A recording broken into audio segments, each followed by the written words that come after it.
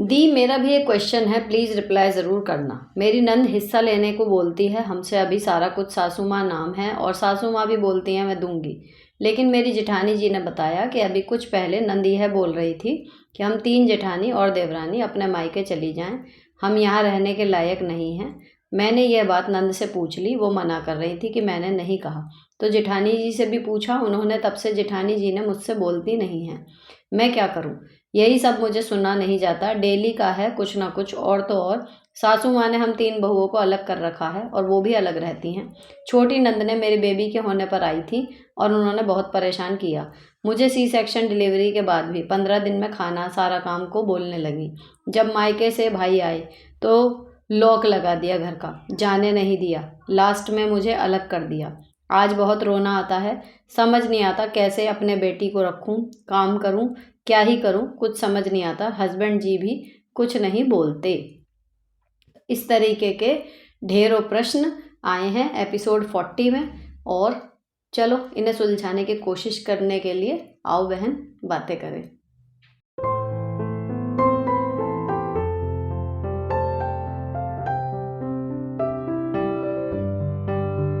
फिलहाल ये जो मैंने प्रश्न अभी पढ़ा है आपके सामने, मेरे हिसाब से अगर इसका कोई हल है तो वो है सिंपल, कि मैं हमेशा कहती हूँ सास ससुर की प्रॉपर्टी पे अपनी नज़र मत रखो। जो आपका है अपना कमाया हुआ, उस पे किसी को हाथ रखने मत दो और दूसरे की कमाई पे भी उतनी ईमानदारी से हाथ नहीं रखो। तो लाइफ काफ़ी सॉर्टेड रहती है। आपको एक्सपेक्टेशन नहीं रखनी चाहिए। आपकी सास हैं, उनकी बेटी को दें, आपको दें, किसी को दें, वो उनका चॉइस है, ठीक है। और दूसरी चीज़ ये कि आपकी नंद का बिहेवियर आपसे ख़राब है, उसका फ़र्क उन माँ बेटी के रिश्ते पे नहीं पड़ेगा। तो यहाँ आपकी ये लॉजिक नहीं चलेगा कि उन्हें क्यों दे रही हैं। दूसरी जो एक सबसे पहली बात ये है कि जेठानी और नंद की बात पे आपने उन दोनों का कन्फ्रंटेशन कर लिया ना, तो आपसे बोलना बंद कर दिया। दोनों लोगों ने कर दिया होगा, क्योंकि किसी को भी, जो हम लोग अक्सर देखते हैं ना परिवारों में, वो यही होता है कि पीठ पीछे बात सब कर लेते हैं। लेकिन अगर कोई उस चीज़ को कन्फ्रंट कर लेता है, पूछ लेता है कि क्या आपने ऐसा किया, भले सुलझाने की नीयत से ही पूछ रहा हो, तो उस आदमी को इतने बुरा लग जाता है, इतने पतंगे उसके लग जाते हैं कि वो अपनी बात को सही गलत एक्सप्लेन करना कुछ ज़रूरी नहीं समझता, बस उस व्यक्ति से बोलना बंद कर देता है, क्योंकि उसने उसका झूठ या उसकी कुटिलता पकड़ ली। तो आपकी जेठानी ने अगर आपसे बात करना बंद कर दिया ना, तो इसमें आपका कोई नुकसान नहीं है। ऐसे आदमियों से, ऐसे इंसानों से दूरी ही ठीक, जो पीठ पीछे कुछ और बोलते हों या किसी की झूठी सच्ची आपसे लगाएं, आपकी और आपके नंद की लड़ाई करवा दी और एंड में पता लगा कि ऐसी कुछ बात ही नहीं थी, है ना। तो ऐसे लोगों से रिश्ता ख़त्म होने का दुख मत मनाओ, खुश हो कि समय रहते वो आपकी लाइफ से चले गए, बोलना बंद कर दिया। बाकी रही हिस्से की बात, दें ले लेना, नहीं दें तो अपनी और अपने पति की कमाई को देखो कि वो कहाँ जा रही है, उसको सही से कमाओ, उसे इन्वेस्ट करो, उसी पे ही भरोसा रखो कि आगे हमें इसी से पूरा डालना है। तो ये इधर उधर की स्ट्रेस जो है वो आप ना लें। मेरे हिसाब से हर लेडी के लिए यही सबसे बेस्ट होता है। नेक्स्ट है दी, मेरे क्वेश्चन का जवाब दीजिए प्लीज़। मैं मेरे हस्बैंड के साथ रहना चाहती हूँ, वो मुझे अपने साथ नहीं रखना चाहते। मेरी शादी को 4 साल हो गए और एक बेबी बॉय भी है 2.25 साल का। सास ससुराल में ही रहने देती, जीना हराम कर देती है। वो बेटे से अपना रिश्ता खराब नहीं करना चाहती, पर हस्बैंड मेरी नहीं सुनते। कोई प्रॉब्लम में मायके में रहना नहीं चाहती, प्लीज़ हेल्प करें मेरी। मैंने कोई गलती के हस्बैंड को साथ ले जाने के लिए बोलती हूँ कभी तो तुम्हें साथ नहीं रखूँगा ऐसा कहते हैं, मारते हैं मुझे, उसलिए मन करता है सुसाइड कर लूँ, फिर बच्चे का क्या होगा। मैं बच्चे को अच्छी परवरिश देना चाहती हूँ, जो कि गांव में पॉसिबल नहीं हो पा रहा। तो आपके ढेरों प्रश्नों के जवाब मैंने इसमें दिए हैं जिन्होंने कमेंट किया है, और इस वाले प्रश्न का भी यही जवाब है कि देखो, अगर आपको अपने हस्बैंड के साथ रहना है और अपने बच्चे का फ्यूचर आपको लगता है कि उनके बिना बेकार हो जाएगा, तो आपको कहीं ना कहीं अपनी सास के साथ निभाना सीखना होगा, कॉम्प्रोमाइज़ करना होगा। क्योंकि या तो आपके पति उन्हें छोड़ के आपके साथ रहने के लिए राज़ी हो जाएं, अदरवाइज़ वो आपको छोड़ देंगे। और वहाँ तो अब आपको देखना है कि आपके लिए ज़रूरी अपने पति के साथ अगर रहना है, तो कहते हैं ना फूल के साथ कांटे भी आते हैं, तो आपको अपनी सास का बर्ताव जैसा भी है उसको बर्दाश्त करते हुए वहाँ रहना सीखना होगा। तभी आपकी गाड़ी जो है वो पटरी पे आएगी, अदरवाइज नहीं। Hi ma'am, please answer to my question. मेरी मदर इन लॉ मेरे और देवरानी में फ़र्क करती हैं बहुत ज़्यादा। उसको कुछ भी काम करने के लिए नहीं बोलती। घर के सारे काम की रिस्पॉन्सिबिलिटी, खाना बनाना, क्लीनिंग, कपड़े धोने, सभी मेंबर्स के। मेरे 2 छोटे बच्चे हैं, उनको भी देखना होता है। साथ ही मैं अपनी गवर्नमेंट जॉब की प्रिपरेशन भी कर रही हूँ। मुझे पढ़ने का टाइम नहीं मिल पा रहा। इन सब की वजह से मेंटली परेशान हो गई हूँ। देवरानी एक भी काम नहीं करना चाहती। पूरे दिन रूम में बैठ के फ़ोन चलाती है। बट सास कुछ नहीं बोलती, थोड़ा सा काम करती है और फिर ड्रामे करती है तबीयत खराब होने का। मैं क्या करूं, कुछ डिसाइड नहीं कर पा रही। हस्बैंड को घर की चीज़ें ज़्यादा बताती नहीं, कॉज वो खुद अपने काम में बहुत परेशान रहते हैं। प्लीज़ कोई सोल्यूशन बताओ। You are my last hope please. इस सोल्यूशन का तो इसका तो सिंपल है। आपकी सास फर्क कर रही है या आपकी देवरानी ड्रामे कर रही है एंड ऑल दैट। एक बार सीधे दो टूक कह दो। 3 टाइम का खाना है, 3 ही लोग बनाने वाले हैं और अगर सास नहीं भी कर रही तो चलो 3 में से 2 टाइम मैं बना दूँगी, 1 टाइम का देवरानी करे। अब वो चाहे तबीयत खराब में करे, बनाए, ना बनाए, सबको पता चलेगा कि भैया उसने नहीं बनाया। कोई आपसे कहे तूने क्यों नहीं बनाया, तो सिंपल कह दो कि भई ऐसे 1 दिन हो, 2 दिन हो तो मैं कर दूँ। लेकिन अगर डेली का चलेगा तो एक जना अकेला सारा काम कर रहा है और बाकी सब मज़े ले रहे हैं, ऐसे होता नहीं है। और मैं शर्मा-शर्मी में इतने दिन से कर रही थी लेकिन ये चलेगा नहीं। तो अगर बनाती है 1 टाइम का तो ही ये कंटिन्यू होगा, नहीं तो फिर ये है अपना अलग-अलग बनाना खाना शुरू हो जाएगा। तो तीनों टाइम का आप बनाओगे लेकिन कम काम होगा और अपने हिसाब से करोगे। 2 टाइम की सब्ज़ी 1 टाइम बना लोगे तो आपका पढ़ने का टाइम निकल जाएगा। तो आप ये सीधा कह दो कि मैं तीनों टाइम का नहीं बनाऊँगी। आपको डिसाइड करना पड़ेगा, नहीं तो तीसरे टाइम का आप जानो, आपकी छोटी बहू जाने। मैं 2 टाइम का कर सकती हूँ अगर मैं ज़्यादा भी करना चाहूँ तो। एक बार कह दो सीधे कि मुझे पढ़ाई भी करनी है, बात खत्म। नेक्स्ट है, दीदी मैं अपने पति की आदतों से परेशान हो चुकी हूँ। ये कोई उधार मांगते हैं तो वो उनको दे देते हैं या ये कह सकते हैं कि बातों में आ जाते हैं। अब इनकी वजह से हमें स्ट्रगल करना पड़ता है। ऐसे बहुत लोग होते हैं जो उधार देने वालों को मना नहीं कर पाते। उनको आप बोल ही सकते हो, या फिर अगर आपके साथ उनकी बॉन्डिंग और इक्वेशन ऐसी है तो उनके हाथ में इतने पैसे छोड़ो ही मत। भले अर्निंग वही है, बहुत सारे आदमी ऐसे होते हैं कमा के अपनी पत्नी को पैसे देते हैं, तो आप उनके हाथ में लूज़ पैसा इतना छोड़ो ही मत कि वो किसी को दें। ठीक है, थोड़ी राड़ होती है इन चीज़ों पे, लेकिन ये राड़ मुझे लगता है जस्टिफाई है, क्योंकि जिस दिन आपकी सारी फाइनेंशियल कंडीशन पटरी पे से उतर जाएगी, उस दिन आपको जो स्ट्रगल करना पड़ेगा ना, उससे बचने के लिए तो इस टाइम पे थोड़ी सी चिक चिक अगर पति के साथ हो रही है तो वो ठीक है, लेकिन मत दो पैसे उन्हें। और अगर वो आपको नहीं देते, अपनी जेब में रखते हैं, तो फिर ये है जो उनसे मिलने जुलने वाले हैं, आप उनके फिर संबंध जो है वो आपके हाथ में है। आप उनसे इस तरीके से पेश आओ कि वो अपने आप घर पे आना बंद कर दें। कुल मिला के आपको उधार मांगने वालों से उनका पीछा छुड़ाना पड़ेगा। और दूसरी चीज़ वो है कि जिन्होंने उधार दिया है, अब वो कई एक जमा हो गए होंगे जिन्होंने वापस नहीं दिया, तो आप उनका उदाहरण दे के उन्हें समझा सकती हो कि देखो इतने पैसे हैं, अगर हमने कहीं इन्वेस्ट किए होते तो कुछ भी आ जा रहा होता, वहाँ पे पैसे मर गए। तो ऐसे ना थोड़े दिन चल जाता है, हमेशा चलेगा नहीं। तो आप प्रैक्टिकली बताना ये करके कि मैं आपकी ही साइड हूँ, तब वो समझेंगे। इस तरीके से उनसे बात करके देखो। नेक्स्ट है, दी क्या गोल्ड की ज्वेलरी लेनी चाहिए? देखो, अगर पहनने का शौक है, पहनते हो तो ज़रूर लो अगर बजट है तो। लेकिन अगर आप सोच रहे हो कि गोल्ड की ज्वेलरी इन्वेस्टमेंट पर्पज़ से लो, तो इन्वेस्टमेंट पर्पज़ में मैं आपको बताऊं, ज्वेलरी ना तो बेची जाती, क्योंकि उसकी हमारे मन में एक स्पेशल जगह बन चुकी होती है। चाहे हमारे पास 12 अंगूठियाँ हैं, लेकिन एक भी अंगूठी उसमें से निकालने में हम 10 बार सोचेंगे। कोई गले का सेट है, अगर हमने बेचने चल दिया तो याद आएगा बाद में भी उसका डिज़ाइन ऐसा था ऐसा था। तो ज्वेलरी में महिलाओं की इमोशंस जुड़ जाते हैं। तो वो आप अगर इन्वेस्टमेंट पर्पज़ से गोल्ड खरीदना चाह रहे हो तो मैं सजेस्ट करूँगी कि पूरा 24 कैरेट का, पूरा जो बिस्किट वाला आता है हिसाब किताब, वो लो। ताकि जब उसे बेचने की ज़रूरत पड़े तो एक तो उसमें कटौती ना हो, जो मेकिंग वगैरह आपने एक्स्ट्रा दी है वो चीज़ नहीं होगी। ठीक है, पूरे में जाएगा। तो वो तो है कि आज मान लीजिए आपने खरीदा सोना, कि आपने खरीदा था 20,000 के रेट में, 40,000 के रेट में, आज जा रहा है वो 60,000 में, तो आपका थोड़ा सा फ़ायदा है। लेकिन अगर ज्वेलरी आप इन्वेस्टमेंट पर्पज़ से लोगे तो वहाँ आप जाओगे नुकसान में। ठीक, या फिर ज्वेलरी का हिसाब ये है कि मैंने अपने लिए बनवा ली, आगे को मेरा बेटा है, उसकी बहू को एज इट इज़ वो चढ़ा दी, तब मैं फ़ायदे में रहूँगी। तो देखना पड़ता है कि किस लिए लेनी है। तो मैं इसमें ये नहीं कहूँगी कि लो या बिल्कुल मत लो, अपनी कंडीशन देखो। और पहनने का शौक है, मान लो आपको पतली सी चेन या भारी सा कुछ भी आपको शौक है आपके पास पैसे, पहनना है ले लो पहनने के लिए। लेकिन सिर्फ खरीद लिया और लेके रख दिया और खुश हो रहे हैं उसे देख के। पहन इसलिए नहीं पा रहे कि कोई चुरा के ना ले जाए, और बेचने चले तो नुकसान में गया। तो आप खुद सोचो, ज्वेलरी नुकसान का सौदा है फिर। नेक्स्ट है, हेलो दीदी, मैं बहुत दिन से आपका वीडियो देख रही हूँ, लेकिन क्या करूँ, आज तो मैसेज करना ही पड़ेगा। मैं बहुत परेशान हूँ। 3 बच्चे हैं, 10वीं और 8वीं बोर्ड है मेरा। खुद का बुटीक है, खुद का घर का काम या बुटीक का कोई काम अच्छे से नहीं कर पा रही हूँ। डेली घुटनों में दिक्कत है, आंखों से भी नहीं दिखता है, क्या करूँ? ज़िंदगी झंड हो गई है, प्लीज़ कुछ सजेशन दीजिए ना। देखो, आपका ना थोड़ा सा वर्कलोड जो है वो बढ़ रहा है और हार्ड टू मैनेज हो रहा है, इस वजह से आपको ऐसे ख्याल आ रहे हैं कि ज़िंदगी झंड हो गई है। अब देखो, जो घुटनों के दर्द की दिक्कत है उसके लिए कुछ एक्सरसाइज और कुछ मेडिटेशन, ये मेडिकेशन कहना चाहिए, थोड़ा सा वो करना ज़रूरी है, ठीक है? उसके बिना काम नहीं चलता। अगर आपके घुटनों में प्रॉब्लम है और उससे भी नहीं आराम लग रहा तो प्रॉपर डॉक्टर को दिखाओ, ठीक है?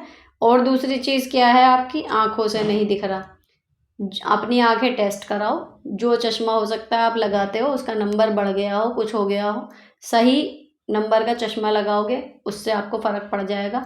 तो प्रॉब्लम पे कंसंट्रेट मत करा करो, जो प्रॉब्लम है उसका हल क्या है उसे सोचा करो, तो अपने आप आइडिया आते हैं। अब तीसरी बात आती है बच्चों के बोर्ड की, कि 10वीं में है, 8वीं में है, बोर्ड है। आपके पास टाइम है या आप में कैलिबर है, आपको इतना आता है कि आप उन्हें पढ़ा सकते हो, तो पढ़ाओ। इस टाइम पे बाकी काम थोड़े थोड़े से कम कर दो। बुटीक का काम ऐसा नहीं है कि अगर आपने 2 महीने नहीं किया तो आप जब दोबारा बैठोगे तो होगा नहीं, ठीक है? लेकिन अगर आपको ये है कि सिर्फ आपको खाने पीने का ध्यान रखना है, बच्चे ट्यूशन वगैरह में कर रहे हैं, तो इतनी उसकी हेडेक लेने की फिर ज़रूरत नहीं है। आप उनके खाने पीने का बस ध्यान रखिए, मोटिवेट करते रहिए उन्हें, थोड़ी सी बोर्ड की इम्पोर्टेंस बता दीजिए, दैट्स इट, आपका काम ख़त्म। तो ये है। और ये जो एक और इन्होंने ही कमेंट किया है, ये जो आपको लग रहा है कि आप कोई काम ढंग से नहीं कर पा रही हैं, ऐसी कंडीशन बहुत बार हो जाती है जब हम ढेरों काम एक साथ करने की कोशिश कर रहे होते हैं।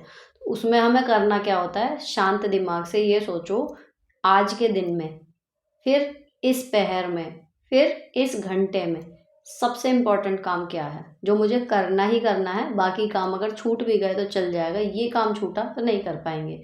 इसी ही कहते हैं प्रायोरिटी के हिसाब से काम करना, ठीक है? तो आपको अपनी प्रायोरिटी सेट करनी है। टिफ़िन बनाना है तो सुबह का सबसे ज़रूरी काम टिफ़िन है। आप मेरे ब्लॉग्स देखते होंगे, उससे आइडिया लग जाता होगा।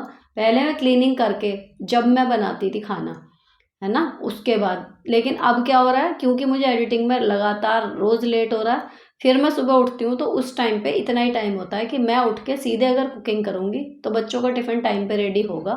अगर मैं अपने शेड्यूल पे अटकी रहूँगी कि नहीं पहले ये फिर ये फिर ये, तो टिफ़िन नहीं बन पाएगा, क्योंकि बच्चों के बाल भी अब बड़े हो गए, उसके लिए भी मेरे को टाइम लगता है, ठीक है ना? तो आपको ये देखना है कि इस टाइम के अकॉर्डिंग सबसे ज़रूरी काम क्या है, उसको कर लो। सुपरबली मत करो, अपना बेस्ट तरीके से जो सफिशिएंट हो। टिफ़िन बनना है तो मत बनाओ उसमें 56 भोग, लेकिन सिंपल पराठा, सब्ज़ी एक, इस तरीके का कुछ सैंडविच, कि वो खाने में भी ठीक लगे और बन भी जल्दी जाए। इस तरीके के ऑप्शन चुनो कि काम पूरे हो जाएं। ऐसा नहीं है कि सब कम काम फैंसी तरीके से होंगे। तो धीरे धीरे ये है कि जब आप ज़रूरी काम निपटा लेते हो ना, तो फिर गैर ज़रूरी भी धीरे धीरे भी होते रहते हैं, तो आदमी प्रेशर में नहीं आता कि कैसे करूं क्या करूं, बस ये होता है। तो आप अपने कामों को प्रायोरिटी के हिसाब से करो, और अगर शरीर टिक रहा है तो पहले अच्छे से डॉक्टर वगैरह से एक आध बार कंसल्ट कर लो।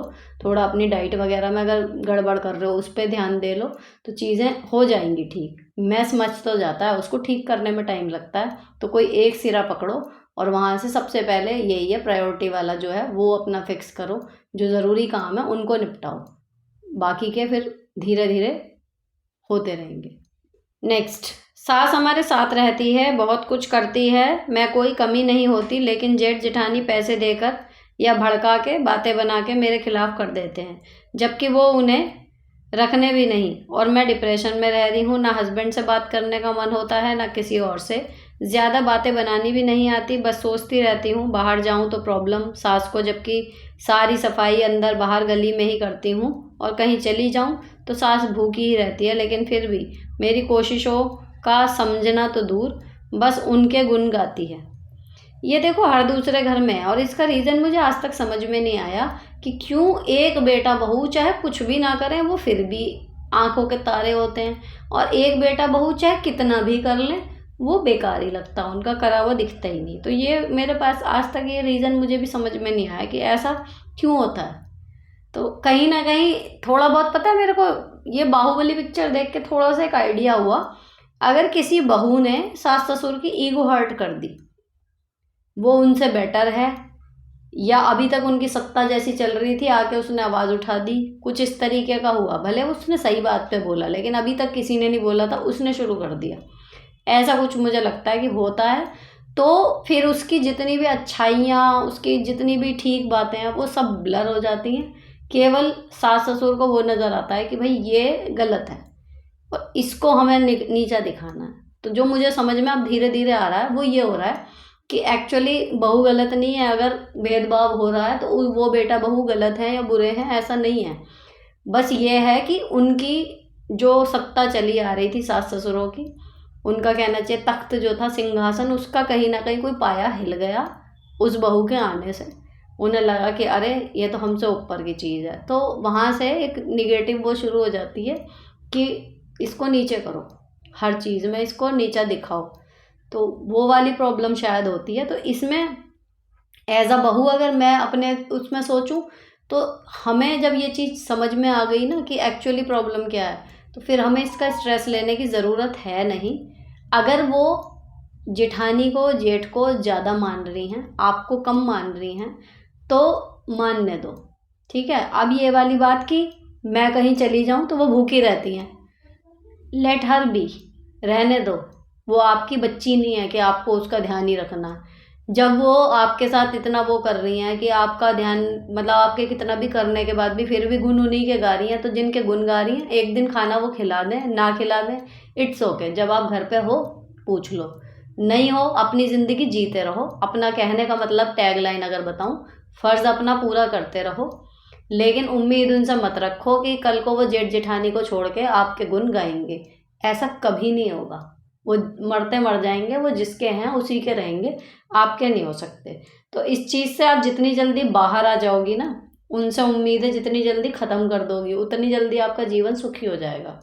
नेक्स्ट है गवर्नमेंट एग्ज़ाम आजकल रेगुलर नहीं आते। मैंने 5 साल पहले प्रिपरेशन की थी, बाद में छोड़ दिया मेरी डॉटर का केयरिंग के लिए। अब मेरी बेटी बड़ी हो चुकी है तो मैं कंफ्यूज हूँ कि मैं जॉब की तैयारी करूँ या प्राइवेट सेक्टर में करूँ। वैसे मैं पूरा टाइम प्राइवेट में बाहर रह के नहीं दे सकती, तो मुझे क्या करना चाहिए, बहुत कंफ्यूज हूँ।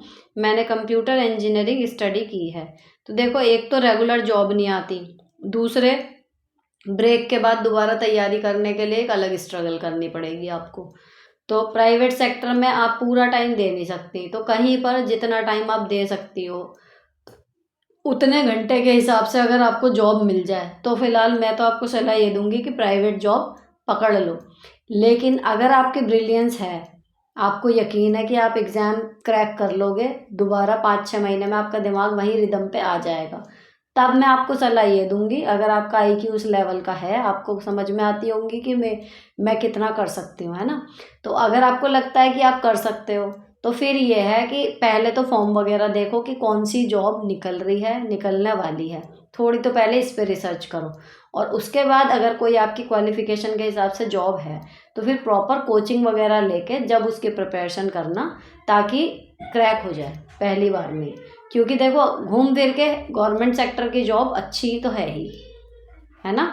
तो प्राइवेट वालों में तो वो बिल्कुल, जितनों को मैं देख रही हूँ तो यही है कि गवर्नमेंट जॉब अगर मिल जाती है तो वो ज़्यादा बढ़िया है प्राइवेट के बनिस्पत। तो आप ये देखो कि आपका एग्ज़ाम क्रैक करने का जो वो है टैलेंट, वो कितना है, इसका इंसान को खुद अंदाज़ा होता है, उस आधार पे लो। और अगर लगता है कि अभी क्रैक नहीं हो पाएगा, तो फिर प्राइवेट सेक्टर में जो कम घंटे की जॉब मिल रही है उसको पकड़ लो। नेक्स्ट, मैम मैंने कई बार कमेंट किया है, आई होप कभी तो मेरी बात सुनेंगी आप। मेरी एज 23 है, मैं MSc फाइनल सेम में हूँ। हमारे घर में हमेशा से ही बहुत झगड़े, चिल्लम चिल्ली, मारपीट होती थी। पहले मेरे दादाजी अल्कोहलिक थे, उनको हार्ट अटैक से डेथ हो गई जब मैं 3rd क्लास में थी। फिर मेरे पापा और चाचा भी अल्कोहलिक हो गए। मेरे पापा बहुत गुस्सा करते थे, वजह जो मुझे अब समझ आती है, उन्हें घर में कभी प्यार नहीं मिला। दादी मेरी बहुत लालची और सेल्फिश हैं, ऐसे ही नहीं बोला। बहुत सालों तक प्रैक्टिकली ऑब्जर्व किए बिना बायस्ड हुए। पापा चाचा के झगड़ों में पुलिस भी आती थी। मेरे पापा स्ट्रेट फॉरवर्ड थे और चाचा थोड़ा दिमाग से खेलने वाले। मेरी मम्मी हमेशा दबके रही इस माहौल में। फिर मेरे पापा के जाने के बाद चाचा ये मौके में रहते हैं कि कब कुछ पैसे खींच लूँ। यहाँ तक कि जब मेरे पापा की डेथ हुई तब भी रोते हुए भी उठा देते कि पैसे की ज़रूरत है। मम्मी मेरी अनपढ़ है, भाई स्कूल में है, तो कोई संभालने वाला नहीं था। इस बीच बहुत धोखे हुए। रिलेटिव्स के तरफ से हमने भी किसी से नॉलेज नहीं थी फाइनेंस की। धीरे धीरे सब किया। तब मेरी बीएससी चल रही थी। एमएससी यहाँ थी नहीं, तो 80 किलोमीटर जाना आना। सेंट्रल यूनिवर्सिटी के लिस्ट में नाम आ गया था, बट मैंने ज्वाइन नहीं किया। घर नहीं छोड़ सकती थी। घर में बिल भरना, राशन, सब्जी, कपड़ा, सिलेंडर लाना, एक पत्ता भी हिलता है तो मुझे देखना पड़ता है। इस बीच मेरी मम्मी का झुकाव मैके की तरफ बढ़ गया। 6-6 घंटे फ़ोन चलता, यहाँ सास भी लाते तो वहाँ खबर जाती। मेरे मामा ने 15 लाख रुपए उधार लिए, जो कि मेरी मम्मी ने दिए। बट अब जब मैंने मम्मी से कहा कि कब तक देंगे मामा पैसे, मम्मी हमेशा टालती हैं कि हमारे साथ कौन होगा, कल को तुम तो चली जाओगी, मजबूरी है। मेरे मामा ने डेयरी स्टार्ट की। उन पैसों से हमसे ज़्यादा पैसा है उनके पास, बट हमेशा किचकिच करते हैं। मैंने खुद भी बोल के देख लिया, बट उनका कुछ मन नहीं है वापस करने का। अब इस चीज़ को ना मम्मी समझती हैं कि कुछ कुछ करके मैनेज, तभी देखेंगे, मांगो तभी देंगे, एक साथ नहीं देंगे वो। कभी कभी लगता है मैं ही पागल हूँ इनके पीछे, जो अपना करियर दांव पर लगाया फैमिली प्रॉब्लम्स के लिए। 7 बजे बस होती है मेरी, 5 बजे उठकर खाना बनाकर जाती हूँ, फिर आकर भी डिनर और घर का कामों में 10 बज जाते हैं। फिर पढ़ाई का टाइम नहीं मिलता। हमारे पास 6 गाय भैंस हैं, तो मम्मी उनका काम करती हैं, घर का सारा मेरे को करना होता है। अब मुझे ये टेंशन है, मामा पैसे नहीं देंगे तो हमारा क्या होगा, कैसे हैंडल करूं, क्योंकि पैटर्नल साइड से भी कोई सपोर्ट नहीं है। मेरी मम्मी थोड़ी भोली हैं। ये पैसे एक बार में नहीं दिए थे, थोड़े थोड़े दिए थे जो मैंने लिख लिए थे। मम्मी ने डांटा मुझे कि मामा का भी हिसाब लिखोगी, विश्वास नहीं है क्या, बट मैंने मम्मी को बिना बताए लिखे। अब इन बातों को 4 साल हो गए। एक दिन मैंने मम्मी को ऐसे ही पूछा, कितना पैसा दिया है मामा को। मम्मी को याद नहीं था। उन्होंने 10 लाख बताए। बोले भला अब क्या करूं मैं उनका, वो तो शुक्र है मैंने लिख लिए ना। वो मांगती हैं वापस, कैसे हैंडल करूं इस सिचुएशन को, और पढ़ने का टाइम कैसे निकालूं। ट्रैवलिंग में ही 5 घंटे लग जाते हैं, ना इनको छोड़कर बाहर जा सकती हूँ। कोई सजेशन दें प्लीज़। देखो, इतनी लंबी कहानी मैंने आपकी पढ़ के सुना दी, ठीक है, और आई होप सबने बिना स्किप करे, जिन लोगों ने सुनी हो वो भी सुन चुके इस चीज़ को।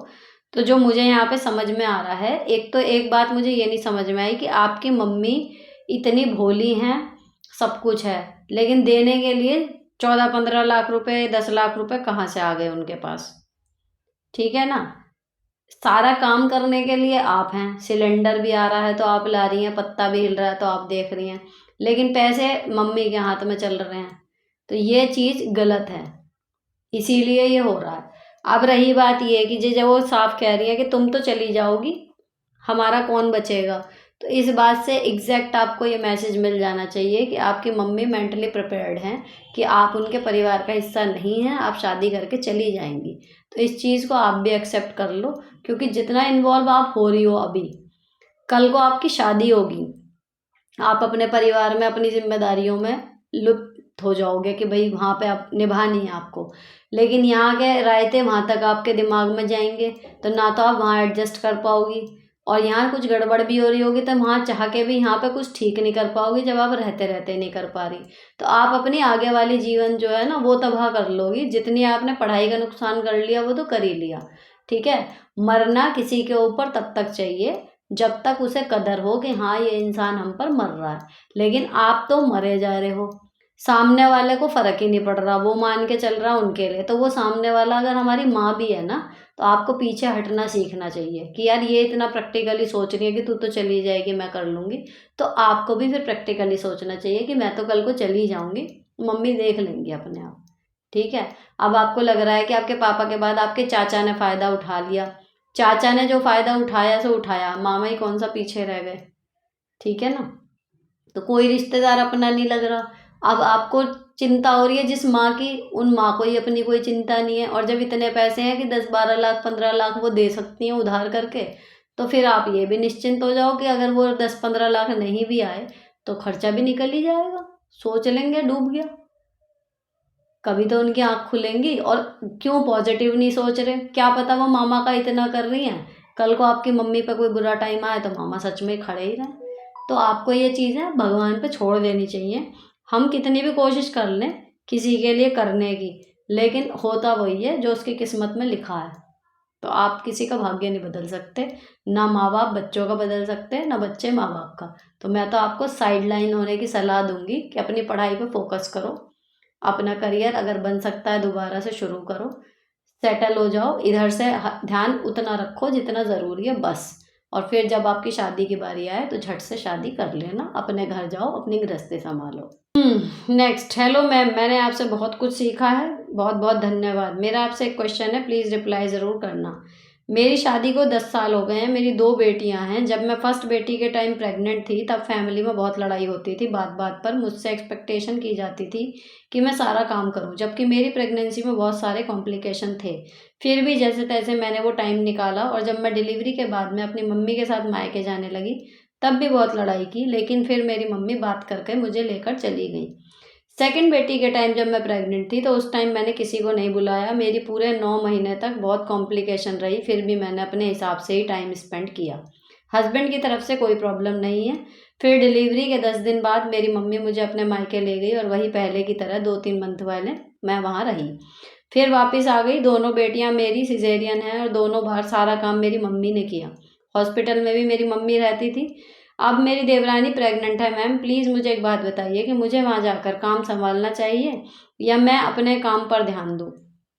मैंने भी 2-3 बार गवर्नमेंट एग्ज़ाम की प्रिपरेशन की, हर बार कुछ मार्क्स से रह जाती हूँ। मुझे बताएं मैम कि मुझे उनकी डिलीवरी में हेल्प करनी चाहिए या मुझे मेरी एग्ज़ाम पर कॉन्सेंट्रेट करना चाहिए। जून में मेरा एग्ज़ाम है और जून में ही डिलीवरी है। वैसे मैंने अभी सभी से थोड़ा कांटेक्ट कम कर लिया है क्योंकि मेरी देवरानी का बिहेव फैमिली के लिए अच्छा नहीं है। तो जब मैं और मेरी देवरानी मिलकर रहते हैं तो सबको लगता था कि मैं उसको सिखाती हूँ, इसलिए मैंने उससे भी बात करना बंद कर दिया। बाकी पूरी फैमिली से मेरे रिलेशन अच्छे हैं। हम अलग सिटी में रहते हैं और इन लॉज को देवर देवरानी ससुराल में ही रहते हैं। देवरानी का ट्रीटमेंट जहाँ मैं रहती हूँ वहाँ का चल रहा है। मैं नहीं चाहती वो डिलीवरी के लिए मेरे पास आए और मेरी मेंटल हेल्थ को ख़राब करे। प्लीज़ सजेस्ट कीजिए कि मुझे क्या करना चाहिए। आप अपना ध्यान रखो बस, और अपने एग्ज़ाम के प्रिपरेशन पे ही ध्यान दो। बात यही है ना, एग्ज़ाम के प्रिपरेशन या उसका जापा। तो देखो जापा जब आपका निकल गया बिना किसी की मदद के, उसका भी निकल जाएगा। सासू माँ हैं साथ, नहीं तो उसकी भी तो मम्मी होंगी। तो आप पिक्चर में नहीं हो, आपको लग रहा है आप हो ही नहीं इस पिक्चर में। तो आप अपने एग्ज़ाम पे कॉन्सेंट्रेट करो, और जब कुछ खुशखबरी आए खुले मन से मिलने जाओ, लेना देना अच्छे से करो जैसे ताई को करना चाहिए। रही बात उस टाइम पे केयर टेक करने की, घर के काम करने की, उसमें आपका रोल नहीं है। आप अपने एग्ज़ाम की तैयारी करो। नेक्स्ट, मेरा क्वेश्चन ये है कि मैंने बीएड किया हुआ है। पहले मैं प्राइवेट स्कूल में पढ़ाती थी, फिर मैंने छोटे बच्चों की देखभाल के लिए गैप ले लिया। अब बच्चे स्कूल जाने लगे हैं तो मुझे लगता है कि मेरी पढ़ाई वेस्ट हो रही है, मुझे कुछ करना चाहिए। गवर्नमेंट जॉब तो मिल नहीं रही और प्राइवेट स्कूल वाले हमारे यहाँ 5 या 6 हज़ार सैलरी ही देते हैं। तो मुझे लगता है फिर क्यों बेगम भाग करें, भागम भाग करें। मेरे पास दादी सास हैं, उसकी सेवा भी मैं ही करती हूँ और बांस भी रखती हूँ, भैंस होगा। हस्बैंड मुझे किसी चीज़ के लिए मना नहीं करते हैं, पर अगर जॉब पर जाऊँ तो काम में हेल्प नहीं करते बस। मुझे लगता है कि फिर मेरी इतनी पढ़ाई का क्या फ़ायदा हुआ। तो आप मुझे कोई पार्ट टाइम जॉब के बारे में बताएं जो कि फ्रॉड ना हो। मेरी आत्मसंतुष्टि के लिए कुछ करना चाहती हूँ। देखो, आप पार्ट टाइम जॉब के लिए, अगर आपकी पढ़ाई इतनी अच्छी है ना, आप घर से बिना बाहर जाए आप ट्यूशन ले सकते हो, आपके लिए बेस्ट है। और जो स्टडी होगी वो आपके बच्चों के भी काम आएगी, आपकी पढ़ाई वेस्ट नहीं होगी, साथ में आपको बाहर नहीं जाना पड़ेगा। तो आपका जो काम है वो भी सेट्स रहेगा बिल्कुल आराम से। तो आपके हस्बैंड जैसे मदद नहीं भी कर रहे तो भी आपका काम हो जाएगा, और ये सेटिस्फेक्शन आपको आ जाएगा कि हाँ आप पढ़ते थे या आप पढ़े लिखे हो, तो उसका कुछ यूटिलाइजेशन कर लिया आपने। तो ट्यूशन पढ़ाओ, उससे थोड़ी अर्निंग हो जाएगी, और साथ में अपने बच्चों को जी लगा के पढ़ाओ, उनके प्रोजेक्ट्स में हेल्प करो, उनकी पढ़ाई में उनकी हेल्प करो एज मच एज पॉसिबल। तो बहुत फ़र्क पड़ेगा उस चीज़ से। जो ये आप बीच में झूल रहे हो ना कि नौकरी के लिए एक्स्ट्रा जो करना पड़ेगा वो करूं, रुक रही हूँ तो फिर मेरी पढ़ाई वेस्ट हो रही है, इन दोनों के बीच का रास्ता यही है, ये कर लो। नेक्स्ट मैम, मेरी एक प्रॉब्लम है कि मेरा जॉइंट फैमिली है फाइनेंशियली, पर जॉब की वजह से मैं और मेरे हस्बैंड दूर रहते हैं। मेरे सास ससुर नहीं हैं पर जेठ जेठानी है। मेरा एक बेटा है जो उनके पास रहता है। जेठ के 2 बेटे हैं। मेरे बेटे ने अभी जी का एंट्रेंस एग्ज़ाम दिया है, जेईई का। उसके कम मार्क्स आए हैं। प्लीज़ बताइए कि अब मैं उसे कैसे मोटिवेट करूँ। मैं 15-20 दिन में उसके पास जाती हूँ, फ़ोन पर कैसे समझाऊँ। फ़ोन पर कैसे समझाऊँ क्या, मतलब जब आप डेली बात करते हो ना तो इतना फ़र्क पड़ता नहीं कि आप दूर रहते हो या पास रहते हो, मुझे तो यही लगता है। तो आप डेली बात करो, और बाकी ये है कि आप छुट्टी लेके 2-1 दिन के लिए उससे उसके पास रहने जा सकते हो। क्योंकि जब वो आपके बिना रहने लगा ना, तो ऐसा नहीं है कि वो आप उसके पास ही रहोगे तभी वो करेगा, उसको हैबिट हो गई होगी।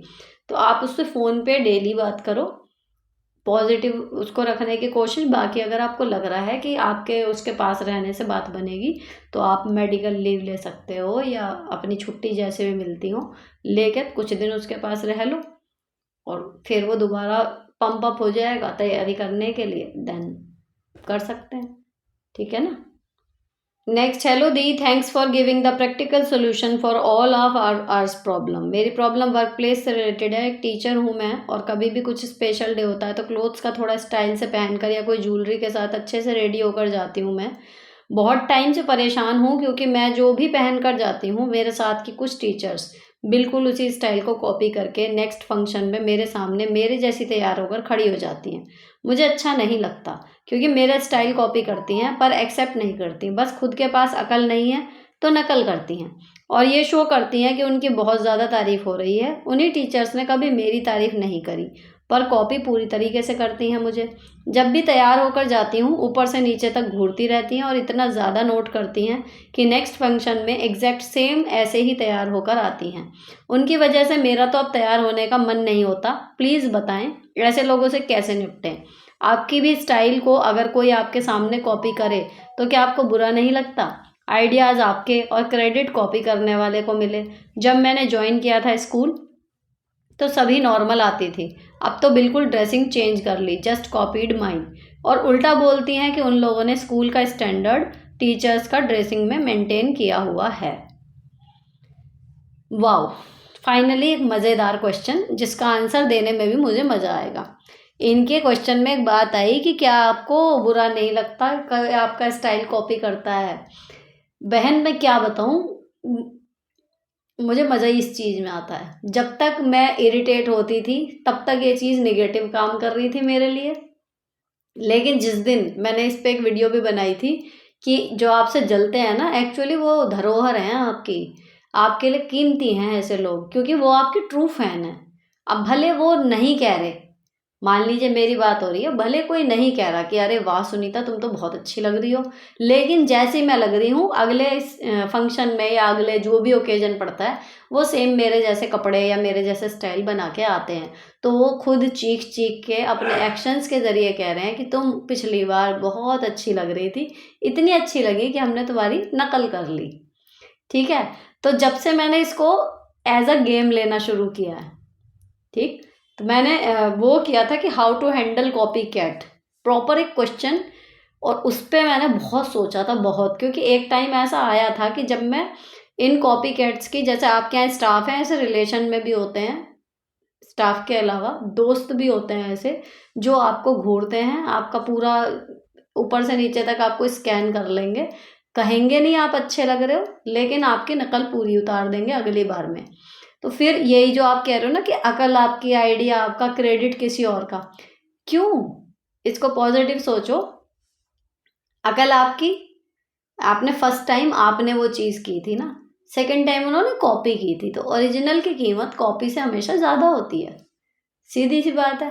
तो पहली बार आपने कर लिया ना, इट्स लाइक कि कोई बहुत सुंदर सी ड्रेस है, आपने पहले पहन ली, अब सेकंड टाइम कौन पहन रहा है उससे क्या फ़र्क पड़ रहा है। ठीक, मान लीजिए आपने कोई हेयर स्टाइल बनाया, बहुत सुंदर बनाया, आप बहुत अच्छे लगे, अगली बार आपने नहीं बनाया लेकिन सेम हेयर स्टाइल किसी दूसरे ने बना लिया, तो वो दूसरा ही रहेगा जो आपको नोट कर रहे होंगे लोग पॉजिटिवली, या कुछ भी जो इन्होंने आपकी फ़ोटोज़ वगैरह देखी होंगी। बहुत से लोग तो पहचान भी जाते हैं कि अरे इसने पिछली बार इसने किया था, इस बार ये करके आई है। नहीं भी नोट कर रहे मैं तो मानूँ, चलो ठीक है, आपने इतना फ्लॉन्ट नहीं किया, उन्होंने बहुत ज़्यादा फ्लॉन्ट कर दिया, मान लेते हैं ये चलता है। तो भी जिस दिन आपने इस चीज़ को एक गेम के रूप में लेना शुरू कर दिया ना, उस दिन समझ लो ये आपकी लाइफ का सबसे बड़ा एंटरटेनमेंट बन जाएगा। तो आपको एक टास्क मिल गया कि आपको हर बार एक नया कुछ अपने लुक में चेंज करना है, और अगली बार आपको पता होगा कि एग्जैक्ट जो मैंने पिछली बार किया था वो इस बार ये करने वाले हैं। और जब वो सेम आपके सोचे अनुसार जब होता है ना, इतनी हंसी आती है, इतनी खुशी सी होती है कि वाह, ऐसा लगता है कि आप तो परमात्मा बन गए हो, कि आपको सब कुछ पहले से पता है। तो ये तो एक गेम की तरह है, इसको लाइट ले लो। वो शो कर रहे हैं कि उनकी बहुत तारीफ हो रही है, बदले में आप खुद कर दो उनकी तारीफ कि अरे जब मैंने किया था ना तब मुझे इतने लोगों ने कॉम्प्लीमेंट नहीं दिया था, आपको तो बहुत मिलता है। इस तरीके से कह के कर सकते हो। नहीं तो आप खुद कर दो, जेन्युइनली कर दो कि यार बहुत अच्छे लग रहे हो।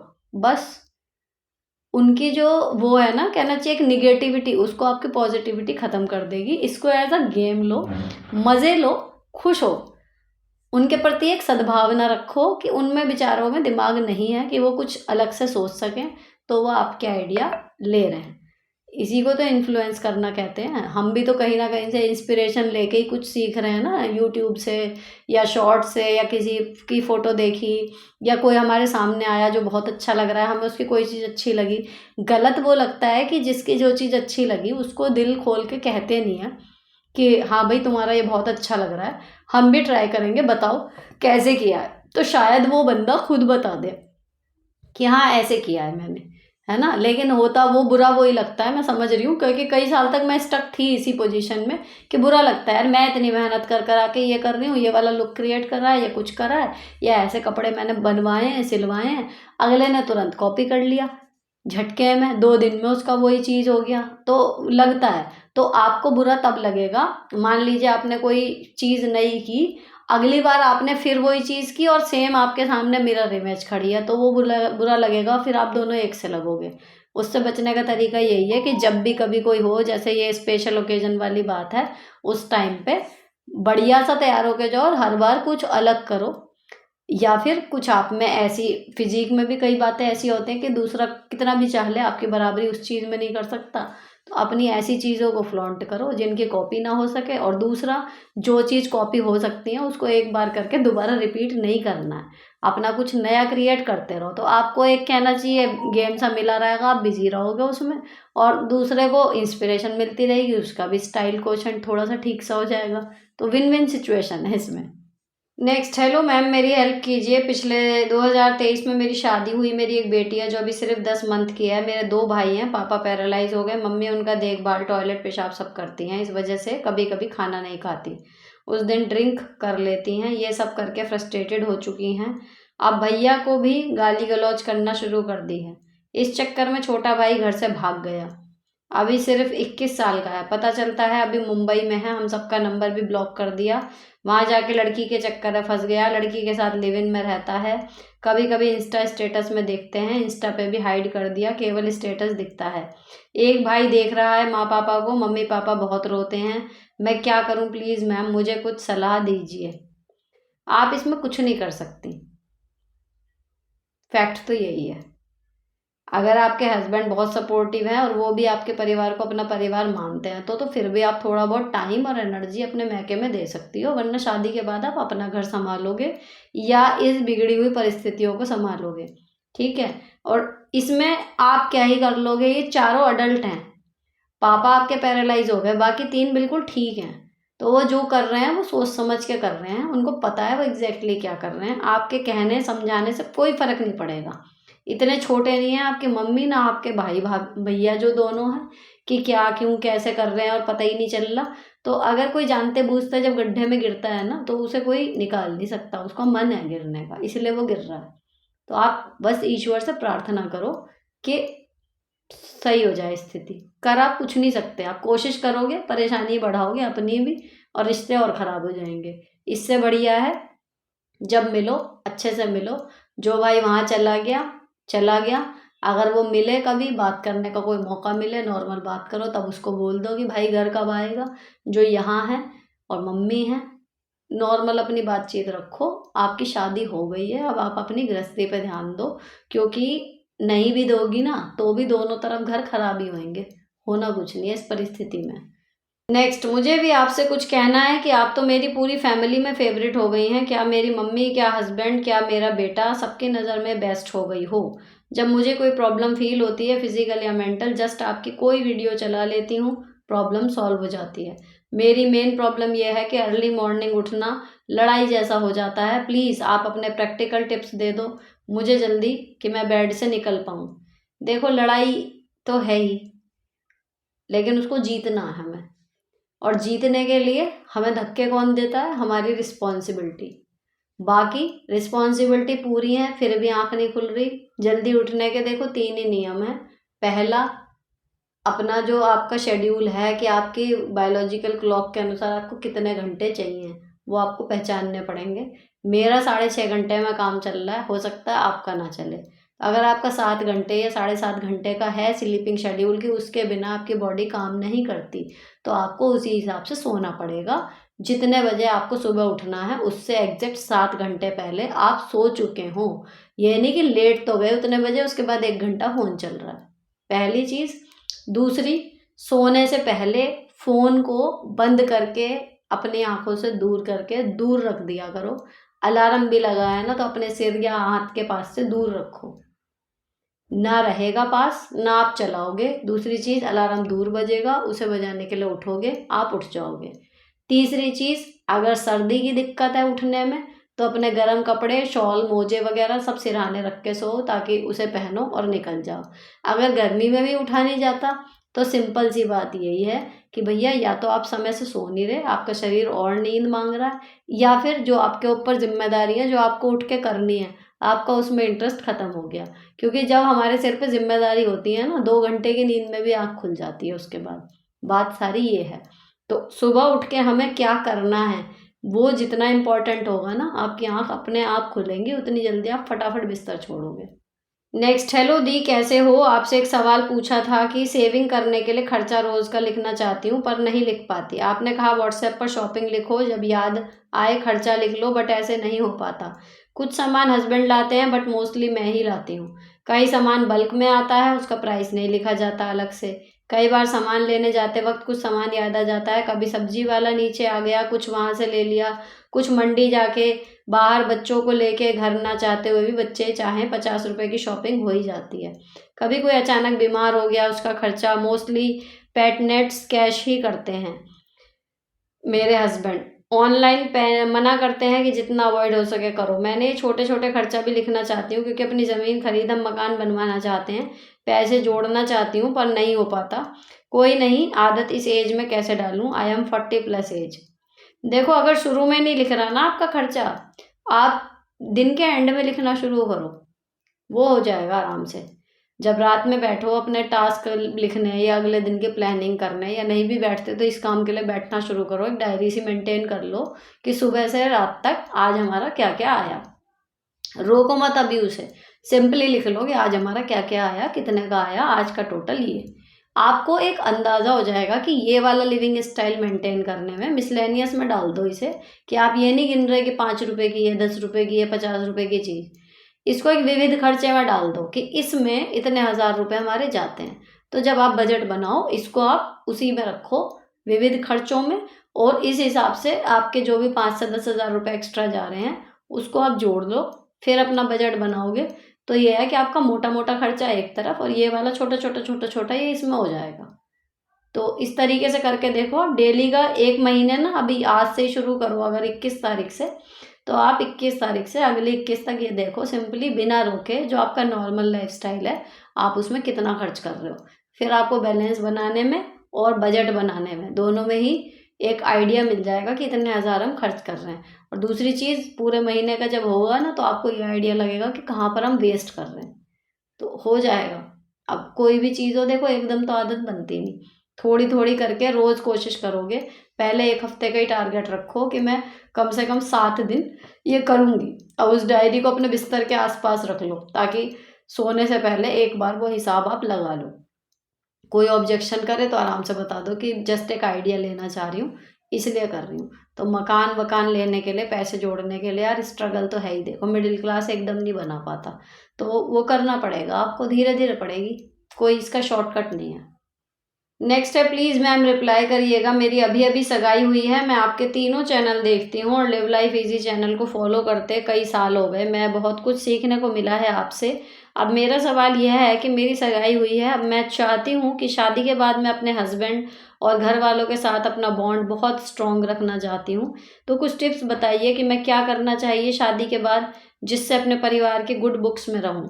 प्लीज़ मैम, आपके टिप्स की बहुत ज़रूरत है, रिप्लाई करना। लव यू मेरी प्यारी ma'am and my motivation speaker. देखो जी, शादी के बाद सबके गुड बुक्स में रहने का अरमान हर लड़की लेके जाती है और लगभग हर एक के टूटते हैं। अब आपकी शादी हो रही है, आप कहोगे कि निगेटिव थॉट दे रही हूँ, निगेटिव थॉट नहीं दे रही हूँ। अक्सर लड़कियां जाती ही गलत माइंडसेट से हैं, इसीलिए उनके साथ ऐसा होता है। मुझे लगता है कि काश मुझे कोई समझाने वाला ऐसा होता, जैसे पिक्चरों में दिखाते हैं ना कि दुल्हन को शादी के टाइम पे उसकी माँ गांठ बांधने के लिए कहती है कि एक बात की गांठ बांध ले, ये वो। ऐसे काश मेरी मम्मी ने या मेरे किसी बड़ी बहन ने या किसी ने भी मुझे कुछ समझाया होता, कुछ प्रैक्टिकल बातें मोटी मोटी, तो शायद मेरी जो शुरू में स्थिति खराब थी वो नहीं होती, है ना। तो हम क्या जा रहे हैं सोच के, सबसे पहली गलती बताऊं कि सास ससुर हमारे माँ बाप हैं, हम उन्हें अपना माँ बाप मान के चलते हैं, जबकि अब बहुत लोगों को बुरा लगेगा ये, और स्पेशली कोई सास ससुर देख रहे होंगे उनको तो बहुत ही बुरा लगने वाला है। लेकिन ये फैक्ट है कि जिस संतान को हमारी सास ने 9 महीने पेट में रखा है, उसे अपने खून से सींचा है, फिर उसको तिल तिल करके उन दोनों ने मिलकर बड़ा किया है, उस संतान की बराबरी 26-25 साल में या कई बार उससे भी बड़ी साल में शादी करके आने वाली एक लड़की कभी नहीं कर सकती। आप उनकी बहू हो, अगर किसी बाहर वाले में और आप में चुनना पड़ेगा, वो निसंदेह आपको चुनेंगे अगर सब कुछ ठीक जा रहा है एज अ फैमिली, कि नहीं भाई हमारी बहू है, ठीक है। मेरा या मेरी पड़ोस की बहू का कुछ हो रहा होगा तो ऑब्वियसली मेरे सास ससुर मुझे चुनेंगे कि नहीं भाई हमारी बहू है, ठीक। वहाँ तक बिल्कुल परफेक्ट है सब कुछ। लेकिन जिस दिन क्लैशेस उनके बेटा बेटी और आपके बीच में हो गए, उस दिन बताओ ऑटोमेटिकली, अगर आप खुद पे भी लेके देखो, किसे चुनोगे? बाहर से जो बच्चा आया उसे, या अपने औलाद को जिसको आपने खुद पाला पोसा बड़ा किया है? जो प्यार उसमें हो जाएगा वो बहू में कैसे आएगा? तो हम गलती ये करते हैं, हम एक्सपेक्टेशन लेके चलते हैं कि हमारी माँ है, वो हमारी माँ नहीं है, वो हमारे पति की माँ है। उस नाते उनको पूरा सम्मान दो, लेकिन उनसे अपनी माँ होने की एक्सपेक्टेशन नहीं रखो, रखोगे तो टूटेंगी, फिर आप भी टूटोगे, फिर रिश्ते भी टूटते हैं, सारी चीज़ें खराब हो जाती हैं। तो जो ये कह के भेजते हैं ना सास ससुर को अपना माँ बाप समझना, सबसे बड़ी गड़बड़ तो वहीं हो जाती है। सास ससुर हमारे पति के माँ बाप हैं, इस नाते हमें उनका सम्मान करना है, हमें उनकी सेवा करनी है, लेकिन हम उनसे ये उम्मीद नहीं रख सकते कि वो भी हमें अपने बच्चे की तरह रखेंगे। हम बहू हैं, बहू रहेंगे, पहली चीज़। तो इस बात में कोई बुरा मानने वाली बात नहीं है, ना मुंह बनाने की, ना उनकी सेवा में कमी लाने की। लेकिन उन्हें अपना माँ बाप मान के चलोगे तो हमेशा दुख होगा कि यार मेरी मम्मी होती तो ये कहती।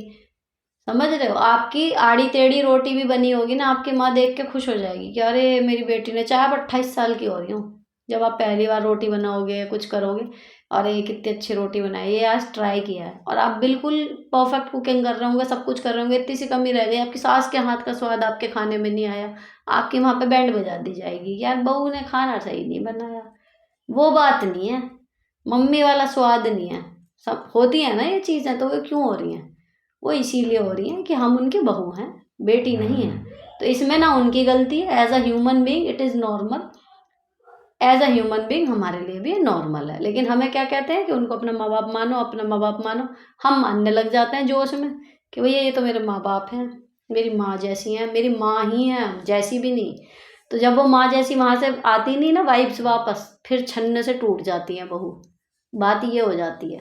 तो पहली चीज़ तो यही है कि भैया हिसाब से रहो कि वो मेरे पति के माँ बाप हैं, उस नाते मुझे उनकी इज्जत करनी है। और दूसरा, गुड बुक्स में आने के लिए कोई भी जोश में ऐसा वादा या ऐसा काम नहीं करना है जो आप पूरी ज़िंदगी आराम से ना कर पाओ। क्योंकि आप जोश जोश में शुरू में कर भी लोगे ना, तो वो जो मिसेस पिक्चर आई है मैंने कल देखी, उसमें यही तो हो रहा है। वो लड़की जोश जोश में आई सारा कि मैं बन जाऊंगी, मैं सीख जाऊंगी, मैं सब कर लूंगी, सब कर लूंगी। हो उससे रहा नहीं था, उसका पैशन था डांस। अब जब इतना पैशन डांस में था तो सबसे पहली शर्त लड़की वालों की तरफ से ये होनी चाहिए थी कि भाई हमारी लड़की डांस करती है, कुकिंग उसको सेकंड प्रायोरिटी है, खाना जीने लायक बनाती है कि खा लेंगे हम। ऐसा नहीं है कि उसको कुकिंग में ही मेन पैशन है, उसका मेन पैशन डांस है, तो उसको डांस ट्रूप अपना ज्वाइन करना है। तब वो अग्री होते, तब उसे शादी करनी चाहिए थी। इधर लड़के वालों की तरफ से जब उन्हें क्या बोलता है वो लड़का कि simple home cooked food, simple home cooked food सुनने में कितना सिंपल लग रहा है, लेकिन फिर उस घर में उनका सिंपल होम कुक्ड फूड था क्या? वो उसकी सास पूरी ज़िंदगी खाने में ही लगी रही और साथ में बहू को भी अगर यही नहीं करा गया उससे तो वहाँ पूरी राड़ मच गई थी।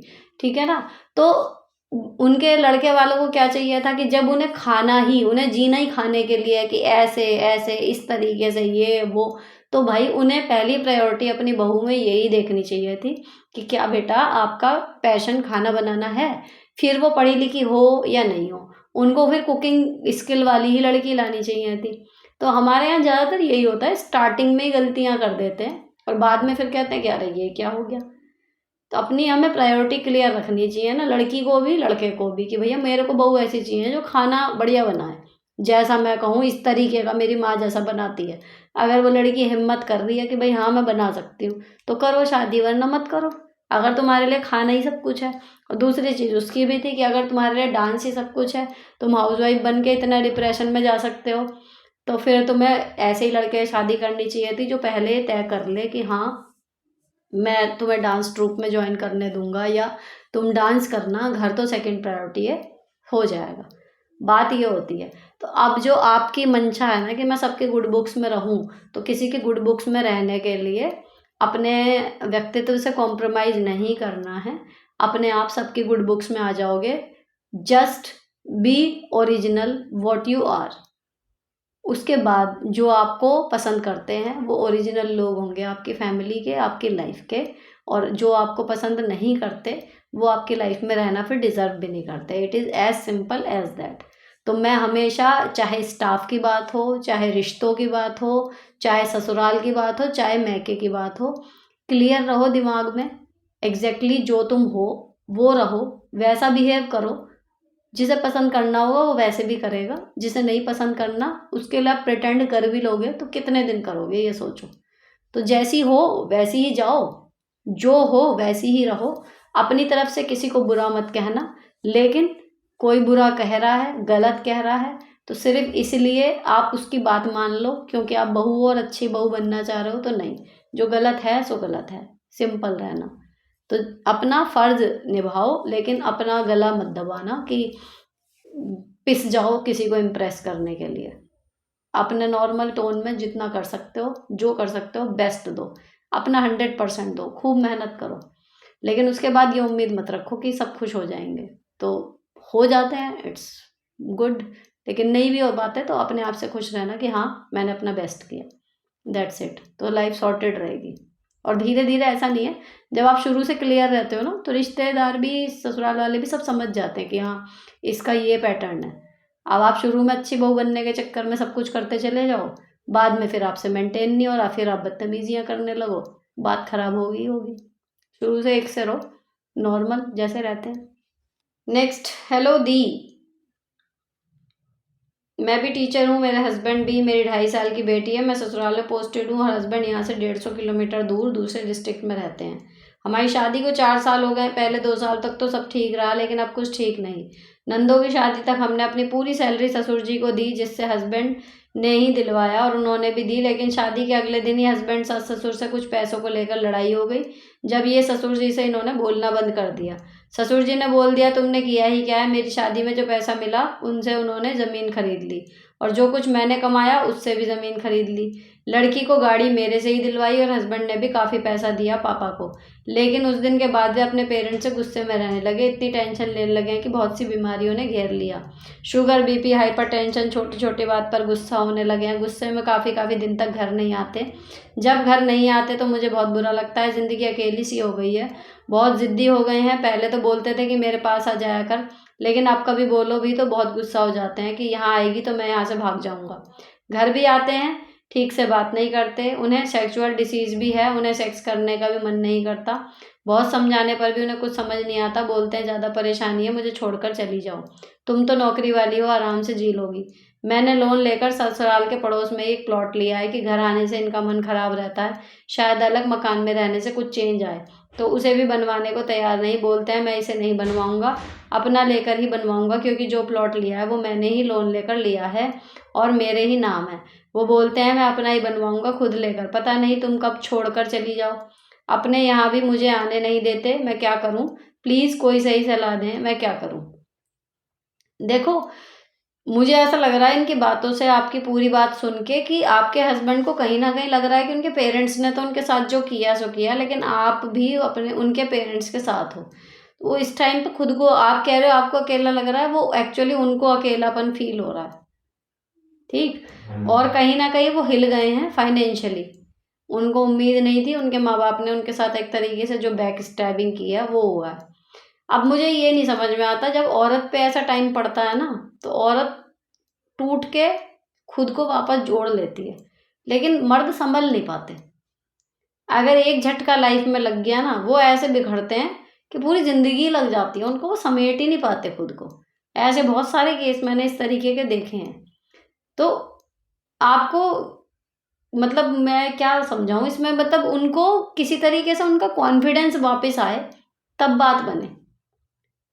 अब इसमें अगर आपकी और आपके सास-ससुर की बॉन्डिंग अच्छी है, आप उन्हें बोल सकते हो कि वो अपने बेटे से बात करें, थोड़ा टाइम स्पेंड करें उसके साथ, प्यार से उससे पूछें, क्योंकि आप जितना कर सकती थी आपने उससे ज़्यादा कर दिया। अब आपके हाथ से बात निकल गई है, तो आप अपने सास-ससुर से कह सकती हो कि जो कुछ भी हुआ उसकी वजह से भी काफ़ी परेशान रहते हैं, तो आप अपनी ईगो एक साइड रख के, आपका बेटा है, उसके आगे की लाइफ का सोच के आप उससे थोड़ी-सी बात करो, उनके पुराने टाइम उनको याद दिलाओ। अपनी बहन, जो उनकी नंद है आपकी, उससे बात करो कि भई तुम्हारी शादी में इतना कुछ कर रहे हैं, तुम्हारे भैया इतने थे, अब ऐसे हो गए हैं। तो उसे कुछ टोके ना उन्हें, लेकिन उनके ना जो पहले के फैमिली मोमेंट्स थे अच्छे, कुछ वो रिक्रिएट करने की कोशिश करो। एक बार उनका अपनी फैमिली से दोबारा से बॉन्ड वापस हो जाएगा ना, तो फिर चीज़ें ठीक होनी शुरू हो जाएँगी, ऐसी मुझे उम्मीद है। तो जो गुस्सा है या जो भी है ना, उन्हें अपने परिवार पे है, और कहीं न कहीं उन्हें ये लग रहा है कि प्रॉब्लम उनके साथ है, आप सबके साथ ठीक हो। वो समझ नहीं पा रहे आपकी साइड की बात। तो उसके लिए जो सही चीज़ है बात करने की, वो आपके इन-लॉज़ को करनी चाहिए उनसे, माँ-बाप बन के। अपनी ईगो एक साइड रख के, कि उनका बच्चा बर्बादी के कगार पे ना आ जाए, तो लेट सॉर्ट इट आउट। उनको समझाओ, अपनी सास-ससुर को। तो अगर उन लोगों की बात हो जाती है तो चीज़ें ठीक हो जाएँगी। Next, hi Sunita the, I am big fan of you because आप सटीक जवाब देते हो। जब मेरे सामने कोई गलत बोलता है, झूठ बोलता है, जबकि मुझे सच्चाई पता हो, मेरा मन करता है मैं बोल दूं कि एक्चुअली मुझे पता है हो क्या रहा है, आप लोग क्या कह रहे हो, लेकिन मैं बोल नहीं पाती कि कहीं कलेश ना हो जाए। इसी वजह से मेरी शादी के अब 7 साल होने वाले हैं, मैंने बहुत कुछ झेल लिया, बट 2 साल हो गए अलग रहती हूँ रेंट पर। सास ने बोल बोल के अलग कर दिया, जबकि मैं अकेली बहू हूँ। रोज़ कलेश होता था, इस वजह से पति भी अलग रहने के लिए मान गए। तब मैं 4 मंथ की प्रेग्नेंट थी और स्कूल में जॉब करती थी। मैंने प्रिंसिपल से एडवांस लीव लेके अपने घर का एडवांस लेकर अपने घर का ज़रूरत का सामान लिया, लेकिन पूरी प्रेगनेंसी में मेरी खबर किसी ने नहीं ली, ना सास, ना ससुर, ना ननद। मुझे अपनी बेटी को लेकर फर्श पर सोना पड़ता था, बेड भी नहीं था। लेकिन आज मेरे पास सब कुछ है, तो सास, ससुर, ननद आने जाने लगे। मन तो करता है दो टूक जवाब दे दूँ कि भगा दूँ उन्हें, लेकिन नहीं कर पाती, सोच के कि हस्बैंड का परिवार है। लेकिन वो कुछ लोग कुछ समझते नहीं हैं। अब दिखावा करते हैं कि हम बहुत अच्छे हैं। मेरे घर में सास की ही चलती है, ससुर भी वही करेंगे जो सास बोलेगी। सास गाली देती थी, उल्टा-सीधा बोलती थी, ससुर के सामने, हस्बैंड के सामने। ससुर ने कभी नहीं रोका। हस्बैंड बोलते हैं मेरी माँ है, मैं कुछ नहीं बोल सकता। लेकिन जब मुझे गुस्सा आता था तब मैं बहुत चिल्ला के बोल देती थी। हस्बैंड भी मुझे कुछ नहीं बोलते हैं कभी। वो 12th पास हैं, मैंने पोस्ट ग्रेजुएशन की हुई है, एज मेरी 29 है, 2 बच्चे हैं। अब मेरे क्वेश्चन ये हैं, इन दिखावों को बंद कैसे करूँ? क्या मैं 2 वर्ड्स में बोल दिया करूँ उन लोगों को? ननंद को वो उल्टा सिखाती हैं, मैरिड है, अपने पति को उल्टा बोलती है, माँ हँसती रहती है और मैंने इतना अच्छा किया सबके साथ, लेकिन मेरे साथ बुरा क्यों? थर्ड, मेरे हस्बैंड सेविंग करने की सोचते हैं, बहुत टेंशन भी लेते हैं, लेकिन बस सोचते ही हैं, करते नहीं हैं। मुझे ही सेविंग करनी पड़ती है थोड़ी बहुत, हस्बैंड ज़िम्मेदारी नहीं लेते। सोचते हैं बस, प्लान नहीं करते। मैं बोल बोल के थक गई हूँ। मैंने खुद को समझा भी लिया है कि ये सब उनके बस का नहीं है, जो करना है मुझे ही करना है। बट कभी कभी बहुत परेशान हो जाती हूँ कि सारा टेंशन मैं ही क्यों लूँ। नेक्स्ट, बाबू अभी 1.5 साल का है, 2 साल का हो जाएगा तो मैं टीचिंग जॉब करूँ, लेकिन लोकल स्कूल में सैलरी बहुत कम है, अबाउट 5,000। तो मैं क्या गवर्नमेंट जॉब की तैयारी कर सकती हूँ? अभी मिल सकती है गवर्नमेंट जॉब। वैसे मैं बहुत इंटेलिजेंट थी, टॉपर रही हूँ स्कूल की, लेकिन ससुराल वालों ने मेरी हालत गंवारों जैसी बना दी। घूंघट लेना, छत पर नहीं जाना, किसी से बात नहीं करना, जबकि रहती दिल्ली में हूँ। आप प्लीज़ प्लीज़ प्लीज़ रिप्लाई देना। कमेंट ज़्यादा बड़ा हो गया, सॉरी। मैंने पहले भी कमेंट किया था, बट पता नहीं शो क्यों नहीं हो रहा। हे भगवान, कैसी लाइफ सबकी चल रही है। तो लास्ट से शुरू करती हूँ। जॉब आपको भी मिल सकती है, 29 अभी वो है एज, 35, और बल्कि टीचिंग में तो शायद और थोड़ा ज़्यादा एज है इसमें। ठीक, तो आप ट्राई कर सकते हो। दूसरा, इस दिखावे को बंद कैसे करूं? क्या मैं 2 वर्ड्स में बोल दिया करूं? क्या ज़रूरत पड़ी है बोलने की? आपकी नज़र में वो अपनी इज्जत खो चुके। जैसा चल रहा है चलने दो। इरिटेशन हो रही है आपको, उसको कंट्रोल करने का तरीका बता देती हूँ कि जब वो बोलें उससे पहले ही आप मेंटल खुद ही बोल लिया करो कि अब ये बोलेंगी। तो जब वो बोलेंगी ना तो आपको इरिटेशन की बजाय हंसी आया करेगी। ठीक है, लेकिन कभी अति में ऐसा कुछ बोले जिसमें आप झूठे पड़ रहे हो, वहाँ जवाब दे दो। क्योंकि अल्टीमेटली रिश्ता तो ना के बराबर ही है, नाम मात्र का है, चलता है चले, ना चलता है ना चले। दूसरा, ननद को वो उल्टा सीधा सिखाती हैं। अब वो उनकी बेटी क्या सिखा रही है क्या नहीं सिखा रही है, नंदोई आपके पास थोड़ी आ रहा है रोने कि आपकी नंद ने मुझे यूं कह दिया। माँ बेटी जाने, वो नंद अपने पति को गाली दे, मार दे, चांटे मारे, भगा दे, आपका क्या जा रहा है? लेटर भी वो जैसा करेगी उसको वो कोई ये थोड़ी कहेगा तो आपने भगा दिया, उसकी बुराई है उसमें, उसका भी आपको टेंशन लेने की ज़रूरत नहीं। रही बात सेविंग की कि वो सोचते हैं, सोचते ही रह जाते हैं। तो देखो, हर एक में टैलेंट नहीं होता, लेकिन मुझे ऐसा लगता है हस्बैंड और वाइफ दोनों मिला के घर को चलाते हैं। तो अगर एक में भी दिमाग उस तरीके का है और वो सेव कर सकता है, डिसीजन ले सकता है, then that is okay. It is not a gender वाली बात कि आदमी ही करेंगे। आप कर सकते हो तो आप करो, कोई टेंशन नहीं है। ये कि मैं ही सारी टेंशन क्यों लूँ? देखो, बहुत होता है कि दोनों पति पत्नी इतने कैपेबल हैं कि मिलके पूरी जिम्मेदारी उठाते हैं, वरना मोस्टली घरों में एक आदमी थोड़ा कम रहता है, दूसरा ज़्यादा संभाल रहा होता है। ज़्यादातर में यही होता है। तो बात यह है कि आपकी बॉन्डिंग अच्छी है, आप में प्यार है, आपके बच्चे माता पिता के दोनों प्यार में पल रहे हैं, वो सबसे बड़ी चीज़ है। तो ये इतनी बड़ी बात नहीं है कि सेविंग आप करें या वो करें। जो भी कर रहा है, अच्छी बात यह है कि कर रहे हो आप।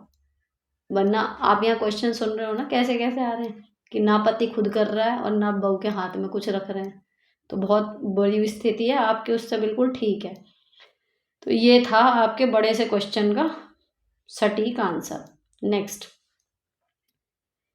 अभी आ गया जी। हाँ, मेरी शादी को 11 साल हो गए हैं। पहले मेरे ससुराल वाले मेरी इज्जत करते थे, कहते थे समझदार है, होशियार है, लेकिन मेरे और मेरे हस्बैंड के बीच लड़ाई हो गई। फिर मेरे हस्बैंड ने मेरी मम्मी और मेरे मामा को बुलवा कर बात की, तो मेरे मामा ने मुझे बहुत बुरा कहा, एक थप्पड़ भी मारा। पूरे ससुराल वालों के सामने थप्पड़ मारा और कहा तुम उल्टी बात करती हो और गलत हो, जबकि सारी गलती मेरे हस्बैंड की थी। मेरे हस्बैंड ने मुझे मारा, लड़ाई की और फिर मेरी मम्मी को बुलाया। अब मेरे ससुराल वाले मुझे मजाक में लेते हैं, मुझ पर हंसते हैं और कहते हैं कि इन्हें तो इनके मामा ने ही थप्पड़ मारा है। अब मुझे अलग ही नज़र से देखते हैं। मेरे मायके वालों ने ही मेरी इज्जत निकाल दी है। मुझे बहुत दुख होता है कि मेरी इतने दिन की इज्जत सब चली गई मेरे ससुराल वालों के सामने। मैं इनसे बहुत परेशान और डिप्रेशन में हूँ। प्लीज़ मैम इसका रिप्लाई दीजिए। देखो, आपकी जो इज्जत उन्होंने खराब कर दी ना आपके मामा ने, उसको आप पास्ट में जाके ठीक नहीं कर सकते, लेकिन आपका फ्यूचर कैसा होगा वो आप डिसाइड कर सकते हो। ठीक है, अगर मैं अपने किसी बड़े से बिना गलती के अपनी चांटा खा के चुप हूँ, तो क्या ये मेरी समझदारी या मेरी सहनशीलता के परिचायक नहीं है? मैं उसका सम्मान कर रही थी, या मैं अपने मामा को अपने ससुराल में बेइज्जत नहीं करना चाहती थी? वरना जब मामा ने आपको रहपट मारा, थप्पड़ मारा, तो अगर आप पलट के मामा को कुछ कह देती या आप भी मार देती या आप कुछ बदतमीजी भरा कुछ बोल देती, तब मामा की क्या रह जाती? लेकिन आपने वो समझदारी ही दिखाई ना उस टाइम पे कि उन्होंने मार भी दिया, अब आप अपमान झेल रही हो।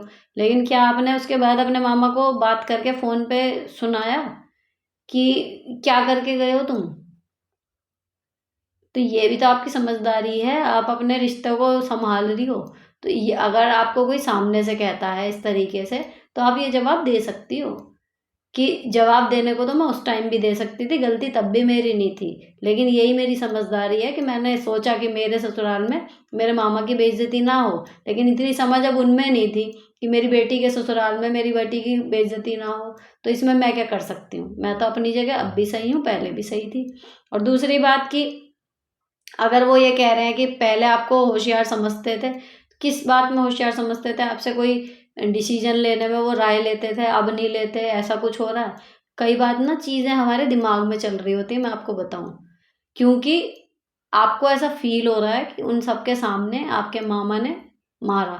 तो एक आध बार अगर किसी ने किसी और वे में भी कहा होगा ना कि इनको तो इनके मामा ही मार के चले गए, तो आपको अंदर से इतना बुरा लग रहा है, इतनी इंसल्ट फ़ील हो रही है कि आपको वो चीज़ें चुभ रही हैं। ठीक? तो उसको आप ये समझ लो, अपने मन में ये समझाओ कि मैंने अभी भी ठीक ही किया है। मैंने कुछ गलत नहीं किया और मैंने अभी भी अपनी समझदारी का ही परिचय दिया है। अब ये है आज का लास्ट। हेलो माय लविंग दी, मैं 12 साल से जॉब कर रही हूँ एमएनसी में, अच्छी पोस्ट पे हूँ। मेरा 2 साल का बेटा है जिसके लिए मैं फुल टाइम मेड लगाई हूँ। मेरे हस्बैंड का वर्क फ्रॉम होम है। मुझे सुनने में आया है कि मेरे पड़ोस में किसी आदमी ने मेरी मेड को बोला मेरे बारे में कि बच्चे से ऊपर कुछ नहीं होता, तुम्हारी मैडम जॉब नहीं इंजॉय करने जाती है, और कुछ गलत वर्ड यूज़ किया जो मुझे नहीं पता। और वो आदमी बोला कि अपने ऑफिस नहीं लेके जा सकती, मेरे ऑफिस में तो बच्चों को संभालने की फैसिलिटी है। दी अब बताओ इन बेवकूफ़ों को कोई कैसे बताए कि एक माँ के लिए अपने बच्चों को छोड़ना कितना मुश्किल होता है, लेकिन घर बैठना सॉल्यूशन नहीं है। लोगों को उल्टा सीधा जज करते हैं, इन बातों से माइंड पे इफ़ेक्ट होता है। तो क्या मुझे उनसे जाके बात करनी चाहिए और उन्हें जवाब देना चाहिए? बिल्कुल भी नहीं, क्योंकि ऐसे लोगों से बात करके आप अपनी एनर्जी और टाइम खराब ही करेंगी। सिंपल सी बात है, आपकी मेड जब आके आपको ये सब बताए ना, आप उसे पहली बार, अब जब भी आएगी आपकी बार कोई खबर लेके, उसको सीधे बोल दिया करो कि देख मेरे को ना दिलचस्पी नहीं है इधर उधर के इस मसाले में। तू मुझे कुछ बताएगी, मैं कन्फ्रंटेशन करने जाऊँगी, इतना मेरे पास टाइम और एनर्जी है नहीं।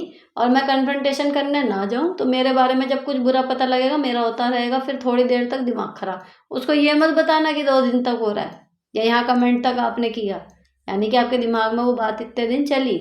उसको ये मत ज़िक्र करना, नहीं तो पता लगा मेड ही उस चीज़ को वो उठा रही है। उसको सीधा कहो कि भाई तू आके बताएगी, 2-4 मिनट मैं सुनने में वेस्ट करूँगी, ये वो। मुझे नहीं पड़ता फ़र्क कोई क्या कह रहा। उसको तो ये जताओ कि आपको फ़र्क ही नहीं पड़ता और ना आपको इंटरेस्ट है सुनने में। ये ना बेस्ट सॉल्यूशन होता है। हमारे बारे में कोई क्या कह रहा है, जब तक वो मुँह पे आके नहीं कहेगा, तब तक हमें कैसे पता चल रहा है? तो मुँह पे आके जो कह दें, ऐसे गट्स 10 में से 1 के भी मुश्किल होते हैं, आधे ही मानो। ठीक है? और इधर-उधर से जो बातें पता लगती हैं, तो जो लोग बात आपको तक ला रहे हैं ना, पहले तो उन्हें पकड़ के चुप कराया करो भाई, ज़िंदगी सुखी हो जाएगी तुम्हारी। कि पता ही नहीं चल रहा हमें तो कोई क्या कह रहा है हमारे बारे में। सीधी-सी बात होती है ये। जिस दिन आप ये करना सीख गए ना, आधी से ज़्यादा प्रॉब्लम खत्म। क्योंकि फलाँ ने ये कह दिया, फलाँ ये कह रहा था आपके बारे में, ढिमका ये कह रहा था आपके बारे में, आके हमें बता दी। अभी उससे क्या है ना कि चल मेरा आमना-सामना करवा दे ज़रा, ये कह रहा था। भाई साहब आधे में से, मतलब जितने भी बोलने होते हैं ना, आधे से ज़्यादा भाग खड़े होते हैं कि नहीं, नहीं, नहीं, नहीं, हम नहीं पड़ेंगे बीच में, आप जान लो। तुरंत अब करके देखना। मेड से कहना कि ज़रा चल तू मेरे सामने बात करवा दे। फिर देखो, अगर बहुत ही कैडी होगी तो चल देगी कि हाँ भाभी जी चलो मैं बात करा देती हूँ। नहीं तो वो पहले ही भाग देगी कि नहीं, नहीं, नहीं, मैं नहीं जा रही भैया, मेरे को तो डर लगता है। तो जब तुझे डर लगता है तो यहाँ तक बात ला क्यों रही है? सीधे मना करो कि भाई मेरे जो इधर-उधर कुछ कह रहा है ना, ये तो चलो आपके उस पे बात उठा दी है वो, एक्स वाई जेड कुछ भी बात हो, औरतों की हो, घर परिवार की हो, आपकी कोई आके सामने से बता रहा है ना कि फला आदमी आपके बारे में ये कह रहा था, उसे सीधे उस बात को पूरी भी मत होने दो। सीधे कहो देख मेरे को नहीं सुनना, मुझे दिलचस्पी नहीं है। आपकी ना बहुत बड़ी कीमती एनर्जी बच जाएगी जिसको आप अपने कामों के लिए पॉजिटिवली यूज़ कर पाओगे। और ये तो बहुत ही बेवकूफ़ाना डिसीजन होगा अगर आप उसके पास जाके कन्फ्रंट करो। लेकिन लास्ट टैगलाइन, आपके दिमाग में अब ये बात फिट हो गई कि उसने बोला है, ठीक है। अब जब भी वो सामने आएगा आपको याद आ जाएगी। अब होगा ये कि भाई ये तो ये कह रहा था, तो कुछ घुमा फिरा के उसको कह सकते हो कटाक्ष में। सामने जाके कन्फ्रंट करने की ज़रूरत नहीं है। अगर वो है कि मेरे वहाँ तो बच्चों को संभालने की फैसिलिटी है, ये नहीं लेके जा सकती, तो आप भी इस पे कमेंट कर दो कि अरे भैया लोगों के तो मज़े हैं, वहाँ पे तो बच्चे संभालने की इनके यहाँ तो फैसिलिटी है, हमें देखो छोड़ के ही जाना पड़ता है अपने कलेजे के टुकड़े को। हर एक की नौकरी इतनी आसान नहीं होती ना। आप भी इस तरीके से कटाक्ष करो तो अपने आप समझ जाएगा वो कि हाँ भाई मैंने कहा था ये बात तो इस तक पहुँच गई, लेकिन इस तरीके से कह रही है। तो गंद में घुसना हमेशा ज़रूरी नहीं होता। गुस्सा है अपना निकाल लो तरीके से, इस तरीके से घुमा फिरा के कह के। अब आप सामने जाओगे, हाँ जी भाई साहब आपने ये बोला था, ये वो तो बेवकूफ़ाना सा लगेगा। मैं तो सलाह दूँगी नहीं वहाँ जाके कन्फ्रंट करने की। कन्फ्रंट करने के लिए कोई हो तो ढंग का बंदा, उससे ही तो लड़ा जाए, उससे ही तो बात करी जाए, बहस करी जाए जो बात करने लायक हो। जो ऐसी बेसिर पैर की बात कर रहा है उससे क्या ही लड़ोगे? लड़ने के लिए भी तो एक लेवल चाहिए, पागल से थोड़ी लड़ लोगे। तो वो बात है, तो कोई भी ज़रूरत नहीं है कन्फ्रंटेशन वगैरह करने की, अपना चिल करो, नौकरी करो, सोचने दो। ऐश करने जा रही है, हाँ भैया ऐश करने जा रहे हैं, जैसी ऐश हमें मिल रही तुझे भी मिले। मेरे को तो कोई भी कहता है ना नौकरी में मज़े हैं, आपकी नौकरी तो बढ़िया है, मज़े हैं आपके तो। मेरा एक ही जवाब होता है, जैसे मज़े मुझे दे रहा है ना भगवान तुम्हें भी दे। कौन सा उसकी सैलरी मेरी सैलरी से बननी है? अच्छी बात है, कमा तू भी ऐसी खच्चर बन के, काम कर। तू भी मज़े ले बेसिक के, तू भी ले। छुट्टियाँ जो समय पे नहीं मिलती, 10 चीज़ है ना, हर एक की नौकरी में उसे ही पता होता है क्या अप्स है और क्या डाउन्स है। तो दूसरे को हमेशा यही नज़र आता है कि ये तो मज़े कर रही है, ये तो मज़े करने जा रही है। हाँ हम मज़े कर रहे हैं, तू भी कर ले। सीधा इतना सीख जाओ ना तो सॉर्टेड रहोगे एकदम। कभी परवाह ही नहीं होगी, बात कर रहा है कोई, क्या कर रहा है, बात सॉर्टेड। तो यहाँ पर एपिसोड 40 के सारे प्रश्नों के जवाब दे दिए हैं। मिलती हूँ आपसे एपिसोड 41 के जवाबों के साथ। टिल देन बने रहो और मिलो मुझसे अगले क्वेश्चन आंसर सेशन में। Bye bye, stay beautiful always.